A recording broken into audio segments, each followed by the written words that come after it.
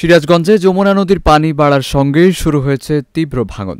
মুহূর্তে নদী গর্ভে বিলীন হচ্ছে ঘরবাড়ি, বিল্ডিং, ফসলি জমি। সিরাজগঞ্জ প্রতিনিধি মাসুদ রানার পাঠানো তথ্য ও ভিডিও চিত্রে থাকছে নিউজ ডেস্কে বিস্তারিত। পাহাড়ি ঢল ও উজান থেকে নেমে আসা পানিতে দ্রুত বাড়ছে সিরাজগঞ্জে যমুনা নদীর পানি।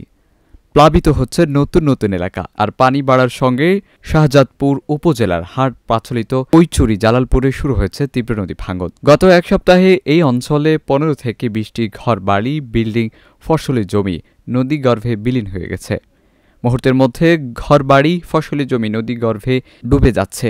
ভাঙন রোধে পানি উন্নয়ন বোর্ড বালির বস্তা ফেললেও তা পর্যাপ্ত নয় বলে জানিয়েছে এলাকাবাসী।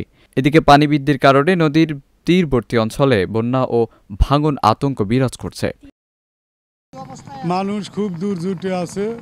মানুষের কোনো কিছু সরকারের সাহায্য পাওয়ার কোনো আশা পাওয়া যাইতেছে না। আমাদের ঘর বাড়ি দেবে যাচ্ছে, বিল্ডিং আছিল, বিল্ডিং দাইবে গেছে, গরুর ফার্ম আছিল, গরুর ফার্ম দাইবে গেছে। আমার বাচ্চাদের ঘর বাড়ি সব ভাঙ্গা অন্য জায়গায় নিয়ে এক জায়গায় দাঁড় করাইছে। বাচ্চা টাচ্চা নিয়ে কোনোখানে দাঁড়ানোর জায়গা নাই।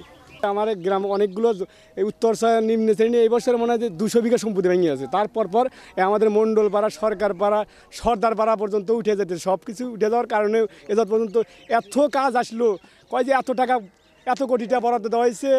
এ কাজ আরও বাড়ালে ওরা ঠিকাদারে গাফিলতির কারণে আমাদের কাজটা হইতেছে না। আমাদের সিরাজগঞ্জ জেলার শাহজাদপুর উপজেলায় জালালপুর, পাঁচিল, হাটপাঁচিল ইত্যাদি এলাকায় আমাদের যমুনা নদীর পানি বৃদ্ধির সাথে সাথে বর্তমানে কিছু ভাঙন পরিলক্ষিত হচ্ছে। ভাঙন রোধে বাংলাদেশ পানি উন্নয়ন বোর্ড কর্তৃক সেখানে পর্যাপ্ত পরিমাণ জিও টিউব ডাম্পিং করা হচ্ছে।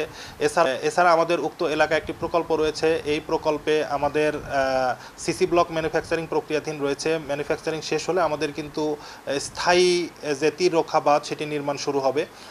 আমাদের প্রকল্পের মেয়াদ জুন 24-এর শেষ করার জন্য নির্ধারিত থাকলেও আমাদের আরও 1 বছর মেয়াদ বৃদ্ধির জন্য প্রস্তাব করা হয়েছে। বর্তমানে পরিকল্পনা কমিশনের প্রক্রিয়াধীন আছে। আমরা 2025-এর জুনের মধ্যে এই প্রকল্প সমাপ্ত করতে পারবো বলে আশা করি।